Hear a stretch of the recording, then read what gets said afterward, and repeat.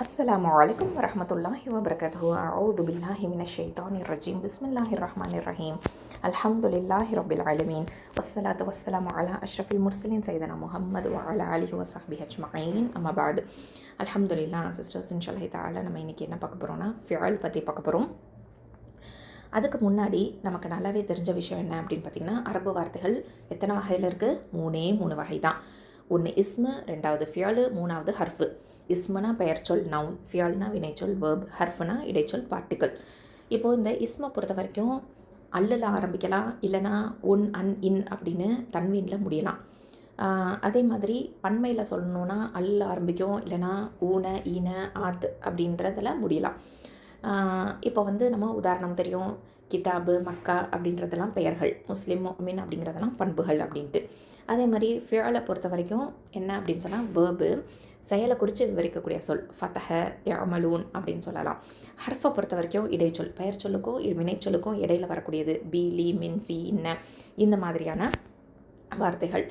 இப்போ நமக்கு நல்லாவே தெரிஞ்ச விஷயம் என்னென்னா, ஒரு இஸ்மோட தமீர் சேர்ந்தாலோ இல்லை ஒரு ஹர்ஃபோட தமீர் சேர்ந்தாலோ எப்படி வரும் அப்படிங்கிறத நம்ம ஏற்கனவே படிச்சிட்டோம்.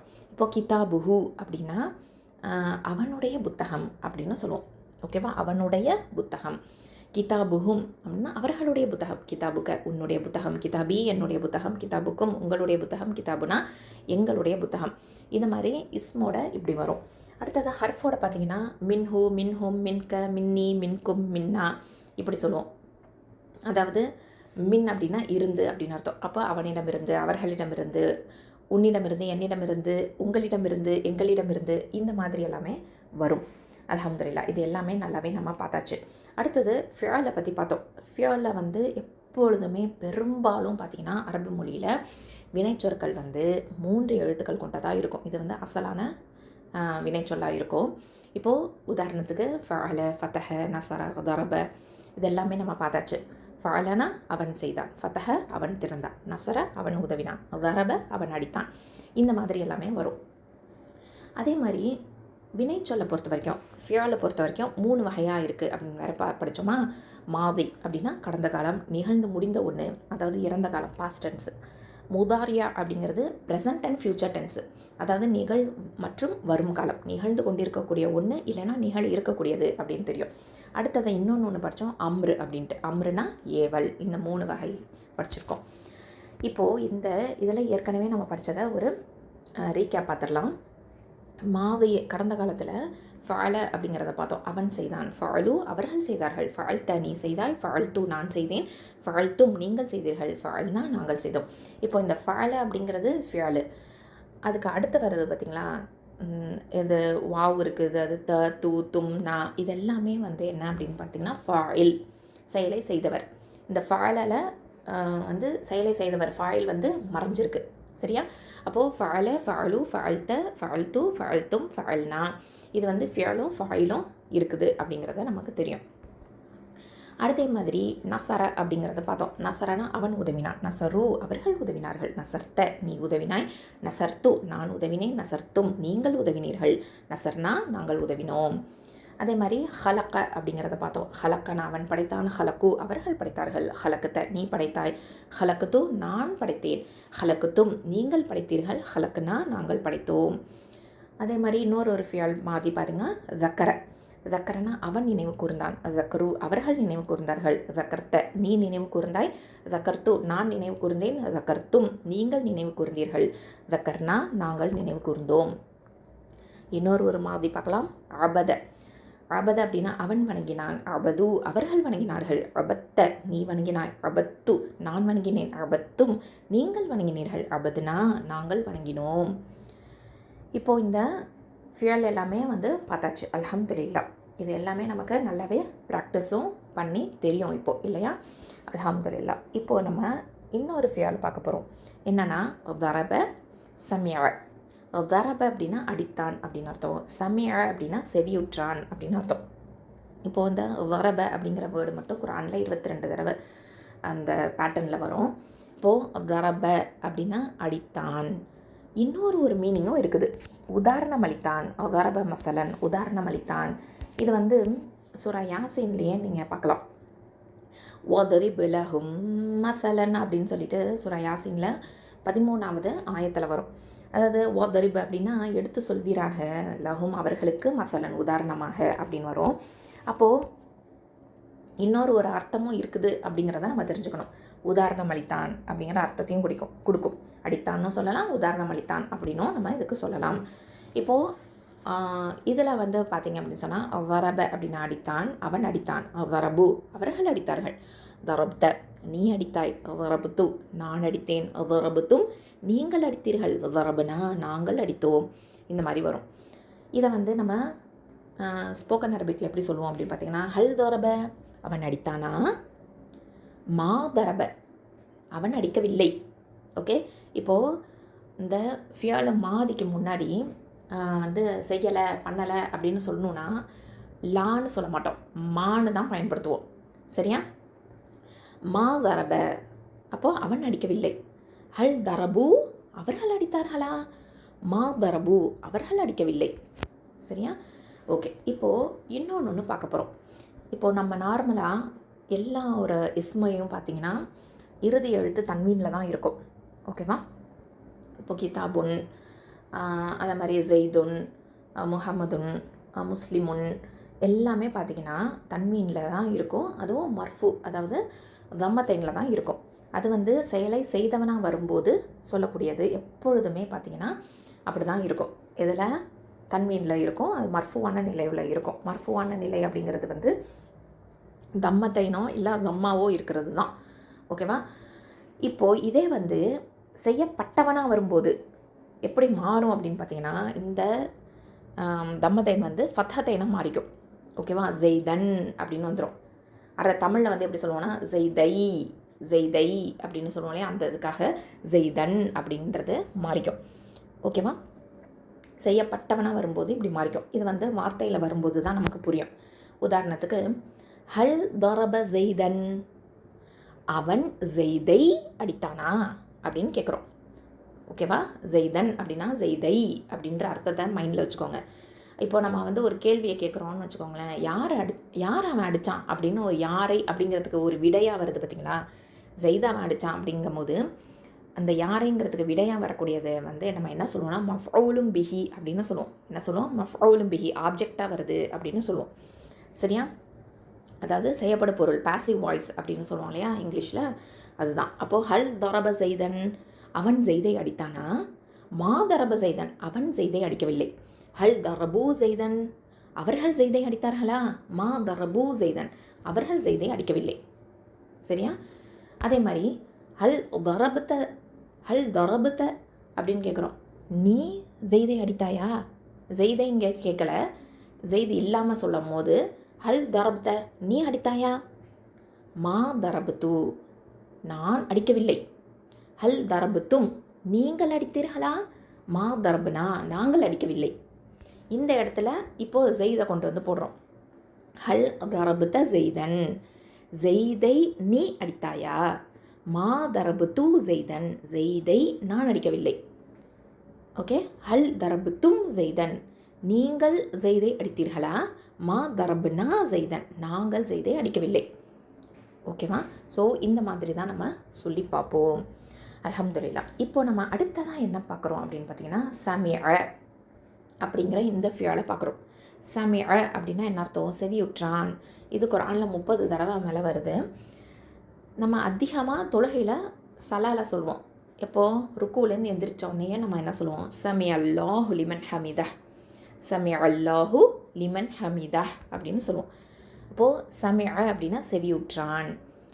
இப்போது நம்ம வந்து நிறைய ஃபியால் பார்த்தோம். ஃபஅல, ஃபதஹ, நஸர, வரப இதில் எல்லாத்துலேயும் பார்த்திங்கன்னா எல்லாமே ஃபதாலையே இருக்கும். ஓகேவா? ஃபஅல, ஃபதஹ, நஸர, தரப எல்லாமே பாருங்கள் ஃபதாலையே இருக்குதா. இப்போ இதில் மட்டும் பாருங்கள் சமிஅ 2வது எழுத்தில் கஸ்ரா வந்திருக்குது. ஓகே, இதை நோட் பண்ணுங்கள். இந்த மாதிரியும் ஃபியல் இருக்குது அப்படிங்கிறத நம்ம தெரிஞ்சுக்கிறோம். 3 எழுத்து தான், ஆனால் ஃபஇல அப்படிங்கிற வசனில் பேட்டர்னில் வரக்கூடிய ஃபியல் இது சமிஅ அப்படிங்கிறது. சரியா?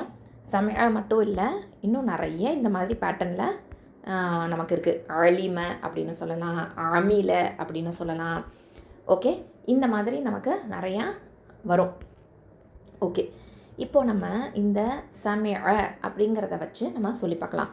சமிஅ அவன் செவியுற்றான், சமிஉ அவர்கள் செவியுற்றார்கள், சமிஅத நீ செவியுற்றாய், சமிஅது நான் செவியுற்றேன், சமிஅத்தும் நீங்கள் செவியுற்றீர்கள், சமிஅனா நாங்கள் செவியுற்றோம். ஓகே, இப்போ இதை நம்ம பேசி பார்த்தோன்னா, ஹல் சமிஅ அவன் செவியுற்றானா, நாம் சமிஅ ஆம் அவன் செவியுற்றான், ஹல் சமிஉ அவர்கள் செவியுற்றார்களா, நாம் சமிஉ ஆம் அவர்கள் செவியுற்றார்கள். ஓகேவா, இந்த மாதிரி தான் நம்ம சொல்லுவோம். இப்போ நம்ம குர்ஆனை பயன்படுத்தி சொல்லலாம். ஓகே, அல் குர்ஆனு அப்படிங்கிறது குர்ஆன். ஓகே, வேத செயலை செய்வது அப்படிங்கிறதுக்காக வரக்கூடியது. லாஸ்ட்டில் சொன்னேன் இல்லையா, அல் வந்துச்சுன்னா லாஸ்ட்டில் தன்வீன் வராது. அப்படி இருக்கும் போது இங்கே மர்ஃபுவான நிலையில் தான் வரும். நார்மலாகவே அல் குர்ஆனு அப்படின்னு தான் நம்ம சொல்லுவோம். சரியா, ஒரு தம்மா தான் வரும். இப்போது அதே வந்து செயல்படு பொருளாக வந்துச்சு, செயலாக செய்யப்படுவது அப்படிங்கிற மாதிரி வந்துச்சுன்னா குர்ஆனை அப்படின்னு சொல்லுவோம் இல்லையா. அல் குர்ஆன அப்படின்னா அரபிக்கில் இந்த என்ன ஆகிடும், தம்மா வந்து ஃபத்தாவாக மாறிக்கும், அல் குர்ஆன அப்படின்னு வந்துடும். ஓகேவா, குர்ஆனை அப்படின்னு சொல்லும்போது அல் குர்ஆன அப்படின்னு அரபிக்கில் வந்துடும். இப்போ நம்ம வார்த்தையில் பயன்படுத்தி பார்க்கலாமா. ஹல் சமிஅல் குர்ஆன அவன் குர்ஆனை, குர்ஆனை ஓகே, அல் குர்ஆனுங்கிறது குர்ஆனை தமிழில் மொழிபெயர்க்கணும். அவன் குர்ஆனை செவியுற்றானா, நஅம் சமிஅல் குர்ஆன ஆம் அவன் குர்ஆனை செவியுற்றான். ஹல் சமிஉ இப்போ சமிஉ அல் குர்ஆன. ஓகே, ஹல் சமிஉல் குர்ஆன அவர்கள் குர்ஆனை செவியுற்றார்களா, நஅம் சமிஉல் குர்ஆன ஆம் அவர்கள் குர்ஆனை செவியுற்றார்கள். ஹல் சமிஅத நீ செவியுற்றாயா, நஅம் சமிஅத்து நான் ஆம் நான் செவியுற்றேன். ஹல் சமிஅத்தும் நீங்கள் செவியுற்றீர்களா, நஅம் சமிஅனா ஆம் நாங்கள் செவியுற்றோம் அப்படின்னு வரும். இப்போ இதை குர்ஆனில் பயன்படுத்தணும்னா, ஹல் சமிஅத்தல் குர்ஆன நீ குர்ஆனை செவியுற்றாயா, நஅம் சமிஅத்துல் குர்ஆன ஆம் நான் குர்ஆனை செவியுற்றேன். ஹல் சமிஅத்துமுல் குர்ஆன நீங்கள் குர்ஆனை செவியுற்றீர்களா, நஅம் சமிஅனல் குர்ஆன ஆம் நாங்கள் குர்ஆனை செவியுற்றோம் அப்படின்னு சொல்லுவோம். அல்ஹம்துலில்லாஹ். இப்போது சமிஅ மாதிரியே இன்னொரு ஒரு வேர்டு அலிம. அலிம இது ஒரு மாதி. ஓகே, அலிம அவன் அறிந்தான், அலிமு அவர்கள் அறிந்தார்கள், அலிம்த நீ அறிந்தாய், அலிம்து நான் அறிந்தேன், அலிம்தும் நீங்கள் அறிந்தீர்கள், அலிம்னா நாங்கள் அறிந்தோம். அதே மாதிரி பாருங்கள், இப்போது அடுத்த வார்த்தை அமில. அமில அமில அப்படின்னா செயல் புரிந்தான், அவன் செயல் புரிந்தான், அமிலு அவர்கள் செயல் புரிந்தார்கள், அமில்த நீ செயல் புரிந்தாய், அமில்து நான் செயல் புரிந்தேன், அமில்தும் நீங்கள் செயல் புரிந்தீர்கள், அமில்னா நாங்கள் செயல் புரிந்தோம். அல்ஹம்துலில்லாஹ். இந்த மாதிரி தான் வரும். ஓகே, இப்போ வந்து நம்ம அதிகமாக ஹதீஸுகள்லாம் படிக்கும்போது நம்ம வந்து பார்ப்போம் இல்லையா. வஅன் அபி ஹுரைரா ரலியல்லாஹு அன்ஹு கால சமஅத்து ரசூலுல்லாஹி ஸல்லல்லாஹு அலைஹி வஸல்லம் இந்த மாதிரிலாம் வரும். ஓகே, சமஅத்து நான் கேட்டேன், ரசூல் ஸல்லல்லாஹு அலைஹி வஸல்லம் அவர்கள் கூற நான் கேட்டேன் அப்படின்னா சமஅத்து அப்படின்னு வரும். ஓகேவா, இதெல்லாமே நம்ம தெரிஞ்சுக்கக்கூடிய ஒரு விஷயம்தான். முக்கியமாக ஒரு விஷயம் என்ன அப்படின்னு பார்த்திங்கன்னா, ஹதீஸ் நமக்கு நல்லாவே தெரிஞ்சது தான். அபூ தர்தா ரலியல்லாஹு அன்ஹு அறிவிக்கிறாங்க, நபி ஸல்லல்லாஹு அலைஹி வஸல்லம் அவர்கள் கூற நான் கேட்டுள்ளேன் அப்படின்னு சொல்கிறாங்க. சமஅத்து அப்படின்னு சொல்கிறாங்க. என்னன்னா, எவர் ஒருவர் கல்வியை தேடியவராக ஒரு பாதையில் பயணிப்பாரோ அவருக்கு சுவனத்தின் பாதையை அல்லாஹ் இலகுவாக்குவான். மேலும் நிச்சயமாக வானவர்கள் அவரை என்ன பண்ணுறாங்களாம், வானவர்கள் அவரை பொருந்தி கொண்டவர்களாக ஆனதினால் அவருக்காக தங்கள் இறகுகளை விரித்து வைப்பார்கள். சுபஹானல்லாஹ். இப்பேற்பட்ட ஒரு நிலை இருக்குது. அப்போ குர்ஆனை கற்பதற்கு அப்படின்னா நம்ம வந்து அதுக்கு நிறைய நன்மைகள், எக்கச்சக்கமான நன்மைகள் இருக்குது அப்படிங்கிறத நமக்கு தெரியும் இல்லையா. அல்ஹம்துலில்லாஹ். அப்போ கல்வியை தேடியவராக நம்ம ஒரு பாதையில் பயணித்தோம் அப்படின்னு சொன்னால் சுவனத்தின் பாதையை அல்லாஹ் இலகுவாக்குறான். அல்ஹம்துலில்லாஹ். அப்போ நம்ம கண்டிப்பாக நம்ம வந்து அதிகமாக படிக்கக்கூடியவங்களாக இருக்கணும், கல்வியை கற்கக்கூடியவங்களாக இருக்கணும் அப்படிங்கிறத நம்ம தெரிஞ்சுக்கிறோம் இல்லையா. நபி ஸல்லல்லாஹு அலைஹி வஸல்லம் சொல்கிறாங்க, உங்களில் சிறந்தவர் குர்ஆனை தானும் கற்று பிறருக்கும் கற்றுக் கொடுப்பவரே அப்படின்ட்டு. அப்போ நம்ம சிறந்தவர் நிலையில் இருக்கணும், அதே மாதிரி நன்மைகள் நிறையா அடையணும் அப்படின்னு சொன்னால் கண்டிப்பாக நம்ம வந்து அதிகமாக குர்ஆனை விளங்குறதுக்கான முயற்சியில் ஈடுபடணும், படிக்கணும். யா அல்லாஹ் எங்களையும் சிறந்தவர்களில் ஒருவராக ஆக்குவானாக. யா அல்லாஹ் எங்களையும் சிறந்தவர்களில் ஒருவராக ஆக்குவாயாக. திருக்குர்ஆனை ஒவ்வொரு நாளும் கற்க அருள் புரிவாயாக. எல்லாருமே இந்த துவாவை நம்ம வந்து ஓதிக்குவோம். நம்ம வந்து குர்ஆனில் பார்த்திங்க அப்படின்னு சொன்னால் இத்தனை நாளாக படித்த பாடங்கள் ஒட்டுமொத்தமாக பார்த்திங்கன்னா 131 வார்த்தைகள் வந்து பார்த்துருக்கோம். இது வந்து குர்ஆனில் 30,000க்கும் மேற்பட்ட தடவை திரும்ப திரும்ப வந்துக்கிட்டே இருக்கக்கூடிய வார்த்தைகள் பார்த்துருக்குறோம். அல்ஹம்துலில்லாஹ். ஸோ அப்படிப்பட்ட ஒரு சிறப்பை வந்து நம்ம ரொம்ப இலகுவாக திருக்குர்ஆனை எளிய முறையில் புரிஞ்சிக்கக்கூடிய ஒரு பாக்கியத்தை அல்லாஹ் சுப்ஹானஹு வ தஆலா நம்ம அனைவருக்கும் கொடுத்துருக்குறான். அதை நம்ம நல்முறையில் பயன்படுத்திக்குவோம். இப்போது ஒரு முக்கியமான விஷயத்தை நம்ம பார்க்கணும். ஜஸ்ட்டு வந்து இதை தொட்டுட்டு போகிறேன். இதை ஜஸ்ட்டு நம்ம தெரிஞ்சுக்கலாம். ஓகேவா? இன்றைக்கி என்ன அப்படின்னு பார்த்திங்கன்னா, இப்போது அம்ரை பற்றி பார்த்தோம் இல்லையா? அம்ரு அப்படிங்கிறது ஃபியலில் 3வது வகையாக நம்ம பார்த்தோம். ஓகே, மாதி, முதாரியா, அம்ரு அப்படின்னு சொல்லிட்டு. இப்போது அம்ருனா என்னென்னா கட்டளை அப்படின்னு நமக்கு தெரியும். அது செய் அப்படின்னா அம்ரு. இதே வந்து செய்யாதே அப்படின்னாலும் அம்ரு தான். ஓகேவா? அதுவும் அம்ரு தான், அதாவது கட்டளை தான். ஆனால் இதில் ஒரு விஷயம் இருக்குது. ஒன்று ஏவல், இன்னொன்று விலக்கல். ஒன்று ஏவுறோம், செய் அப்படின்னு ஏவுறோம். இன்னொன்று விலக்கல், செய்யாதே அப்படின்னு விளக்குறோம். சரியா? ஸோ இந்த 2 கட்டளை இருக்குது குர்ஆனில். இதை நம்ம நிறையாவே பார்க்கலாம். அது வந்து அம்ருன்னு சொல்லுவோம். அம்ருனா கட்டளை தான், ஏவலாக இருக்குது. அதே மாதிரி அந்த கட்டளையே விலக்கலாக ஆகும்போது அதை அரபிக்கில் எப்படி சொல்லுவோம்னா நஹி அப்படின்னு சொல்லுவோம். நஹி. ஓகே, இதை வந்து இங்கிலீஷில் அம்ரை வந்து இம்பரேட்டிவ் அப்படின்னு சொல்லுவோம். ஏவல் அப்படிங்கிறத இம்பரேட்டிவ்னு சொல்லுவோம். விலக்கலை நஹிங்கிறத ப்ரோஹிபிட்டிவ் அப்படின்னு சொல்லுவோம். சரியா? இம்பரேட்டிவில் அம்ரில் இந்த ஏவலில் என்ன சொல்லுவோன்னா செய் அப்படின்னா இஃப் அல் அப்படின்னா செய் அப்படின்னு அர்த்தம். நிறைய பேரை பார்த்து சொல்கிறோம் அப்படின்னு சொன்னால் இஃப் அலு செய்யுங்கள் அப்படின்னு அர்த்தம். இப்போது செய்யாதே அப்படின்னு சொல்லணுன்னா நஹி. ஓகே, செய்யாதே அப்படின்னு சொல்லணுன்னா விலக்கல் பண்ணுறோம் அப்படின்னு சொன்னால் எப்படி சொல்லுவோம்? லா தஃபல் அப்படின்னு சொல்லுவோம். செய்யாதீர்கள்னு நிறைய பேரை பார்த்து சொல்லணுன்னா லா தஃபலு. சரியா? இதை வந்து நம்ம ஜஸ்ட்டு தெரிஞ்சு வச்சுக்கலாம். அதுக்கப்புறம் ஒரு விஷயம் என்னென்னா, எப்போவுமே ஒரு வினைச்சொல்லோட இப்போ ஹலக்க அப்படின்னு ஒரு வினைச்சொல் இருக்குது. இதோட ஒரு பிரதிபெயர் சொல் சேர்க்குறோன்னு வச்சுக்கோங்களேன். தமீரை சேர்த்தோம் அப்படின்னு சொன்னால் உடனே அது வந்து என்னவா மாறிடும்னா மஃஊலும் பிஹியாக மாறிடும். மஃஊலும் பிஹி அப்படின்னா செய்யப்படும் பொருளாக மாறிடும். ஓகேவா? பாசிவ் வாய்ஸாக மாறிடும். இப்போ வந்து ஹலக்க அப்படின்னா அவன் படைத்தான் அப்படின்னு அர்த்தம். இப்போது அதையே வந்து தமீரோட இணைச்சிடுறோம். ஹலக்கஹு அப்படின்னு சொன்னால் அவனை படைத்தான் அப்படின்னு மாறிக்கும். ஓகே, அவனை படைத்தான் அப்படின்னு மாறிக்கும்.